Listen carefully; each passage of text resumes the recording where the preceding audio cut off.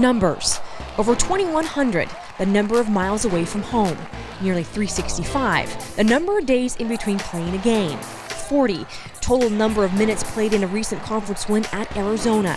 14.9, the average number of points scored per game, leading the team. He wears number 34 on his back, but Devoe Joseph has emerged as one powerful force for the Oregon men's basketball team. I was slightly surprised about the Arizona game, playing the full 40. I'm sure anyone would be, but I feel like me and Coach have a really trusting relationship, and he trusts me out there, and I trust him as a coach. So Joseph leads the team in minutes played, averaging almost 34 a game since his debut against Fresno State in December, where he came off the bench to lead the team with 18 points. Joseph hasn't let down. The 6'4" senior has scored in double figures 11 out of the last 12 games, including a career-high 30 against Stanford.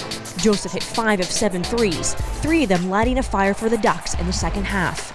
That's just how I play, and I like to hear that I play with hunger, and that's what I think of myself, how I play. So I'm just a competitor.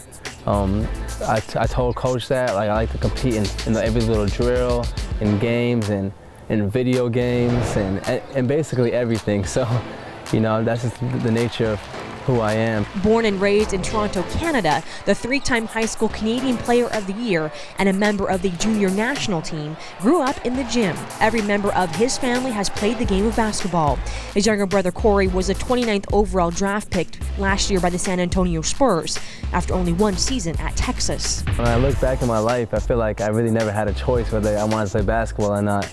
I just grew up around it. My dad was a coach while I was an adolescent, and I was just around it so much that I just felt like it's just so much a part of my life. A basketball life isn't without challenges. Unhappy at Minnesota, Joseph decided to transfer 8 games into the season last year and wasn't eligible to play until after the conclusion of fall term. So over the past year, his games were played on the practice court, waiting for time to pass. It was definitely a wild ride, and from sitting out a whole year, when I came into college, I never expected to sit out a year, and it was an experience. It was a real humbling experience, sitting out, watching, not being able to play. And now that he is playing, he says he values every minute and brings not only an all-around game and an ability to create off the dribble, but leadership, an NCAA tournament experience, a place where an Oregon team hasn't been since 2008.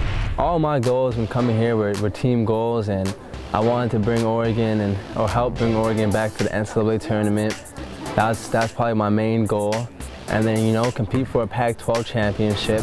Joseph also brought along a former AAU teammate to the Northwest. When he heard that fellow Canadian Olu Ashley was looking to leave Louisiana Tech, Joseph encouraged him to give Oregon a look.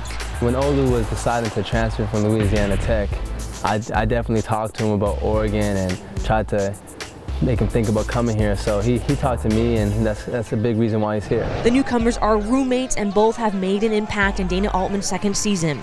Joseph expects nothing less than to produce some more big numbers.